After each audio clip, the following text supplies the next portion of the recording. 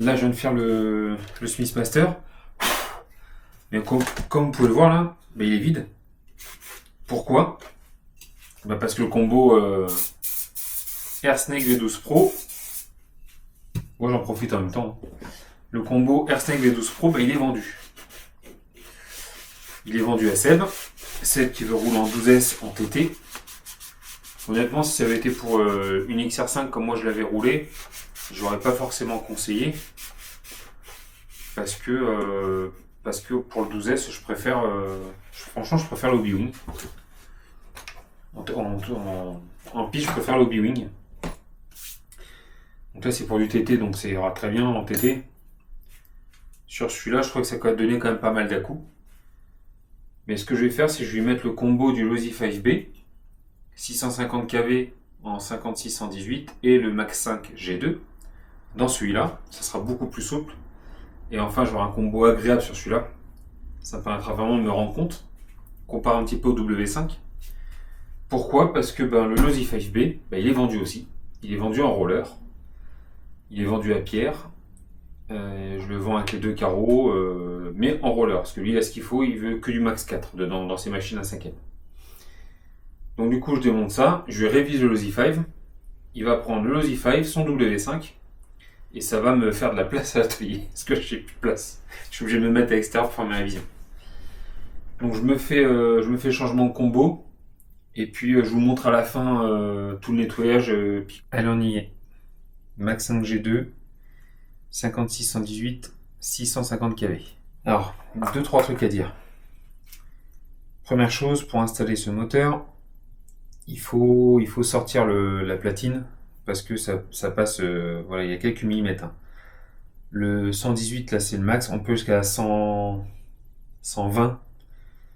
Au-delà, c'est pas possible. 70-125, par exemple, impossible dans le XCR. C'est complètement possible. À moins de tout reprendre, et non, et encore même pas, parce que je pense que ça toucherait le cardan central. Donc ça, c'est clairement impossible. Le maximum que vous pouvez mettre là-dedans, 56 mm. Alors, première chose, avantage.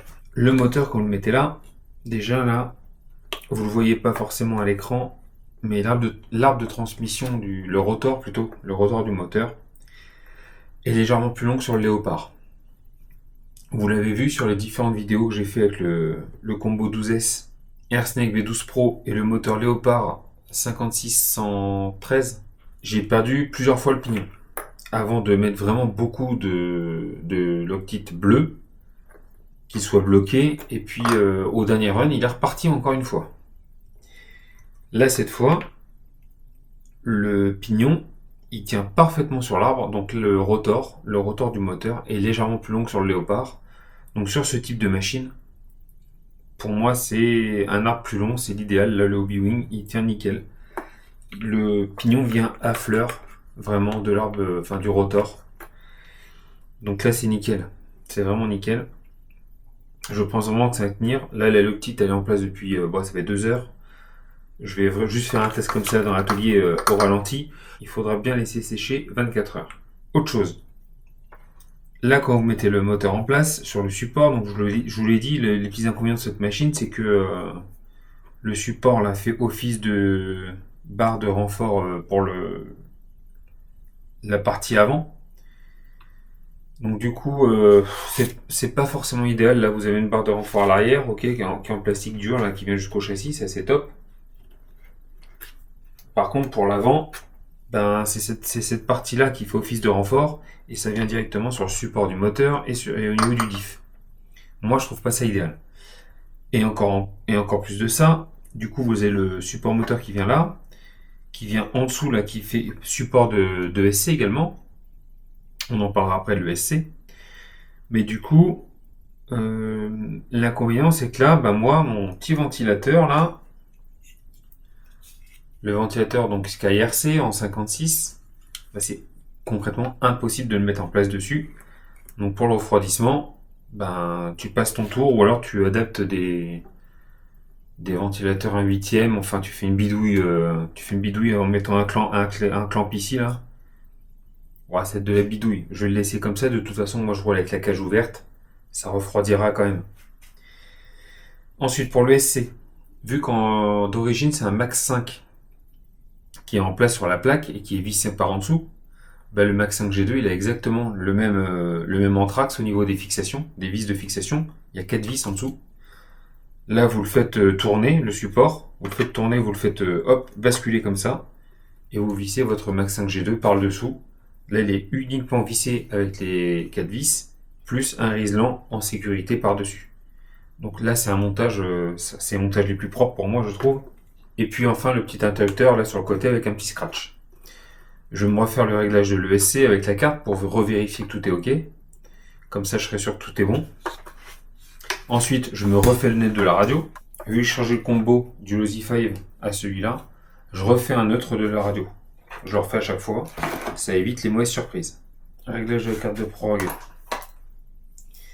Ok, ensuite on se fait le neutre. Allez, pour celui-là, c'est bon. Donc là, pour le calcul, je suis passé d'un 530 kV 12S à un 650 kV 12S. J'avais un pignon de 19 en 530 kV. Le calcul, je vous l'écris là. Je prends mes 530 kV, je multiplie par 19, je divise par les 650. Ça me donnait un pignon de 15, quelque chose. J'ai arrondi encore au-dessus, on en prend 16. J'avais un pion de 17, j'avais pas de 16, j'avais un pion de 17, du coup j'ai mis pion de 17. Avec le 530 kV pion de 19, j'avais 80 km/h tout rond, ça chauffait pas, c'était très très bien. Du coup j'augmente un petit peu, je suis passé en 650 kV, donc c'est le nombre de tours par minute. Je fais mon calcul, ça me donne une vitesse théorique de 87 km/h. Je vais faire un test GPS, comme il est là. Déjà là, j'ai testé juste l'accélération à la gâchette, c'est hyper souple et c'est ça qui me plaît avec le capteur. Le capteur c'est ce petit fil là. Je le trouve, voilà, déjà ça me plaît beaucoup. C'est une super machine. Honnêtement, plus ça va, plus je vois comment ça évolue et je trouve que c'est une bonne machine. Par contre, petit hic quand même, les pins de cardan dont je vous ai parlé lors de l'entretien de la machine, je vous ai dit que j'ai pris chez Bricovis, c'est le cas. J'en ai pris franchement par une vingtaine. Et au premier pack que j'ai fait sur la plage, là, alors j'ai fait le run avec les paddles. Donc les paddles, ça a beaucoup de motricité, beaucoup de traction. Bah, il y avait quelques pins qui étaient déjà marqués, et voire bien marqués. Il y en avait notamment un qui était très marqué. Les pins que j'ai pris, du coup j'ai regardé la matière, c'était de l'inox.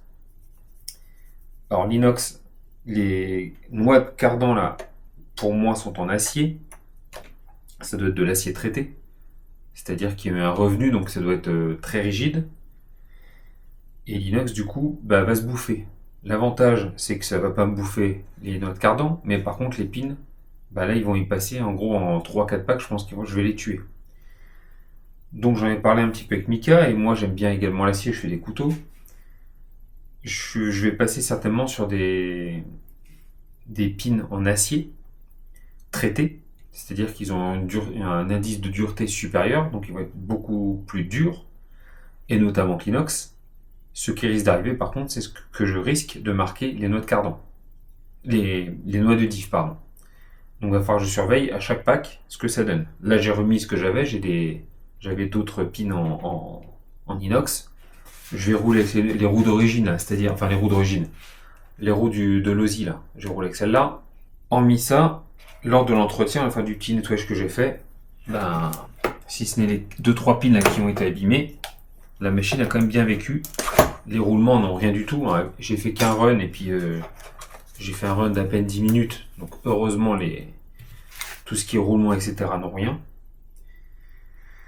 Mais là, telle qu'elle est, bah, elle est prête à repartir. Donc prochain coup, bah, je pense, soit je vais la tester sur circuit et on va vraiment se faire des sauts, on va vraiment rouler comme avec le Losi 5B. J'ai envie de l'envoyer un peu pour voir ce que ça donne. Quitte à casser, on verra. Si je casse, bah, c'est le jeu. Et puis, ou alors en tout terrain. On verra ce que je vais faire suivant le temps que j'ai disponible et puis le moment où je vais aller rouler. Là, je vais m'attaquer maintenant autour du Losi 5B.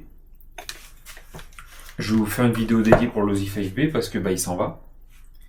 Et je vais me faire un entretien complet dessus. Donc je vais ouvrir les diffs. J'ai jamais ouvert les diffs encore sur le l'Aussie 5. Donc c'est encore une nouvelle marque. Après MCD, le Smithmaster, je vais ouvrir les diffs l'Aussie 1/5. On va voir ce que ça donne à l'intérieur. Sur ce, bonne journée à toutes et tous. Et comme d'habitude, bisous, caresses, salut.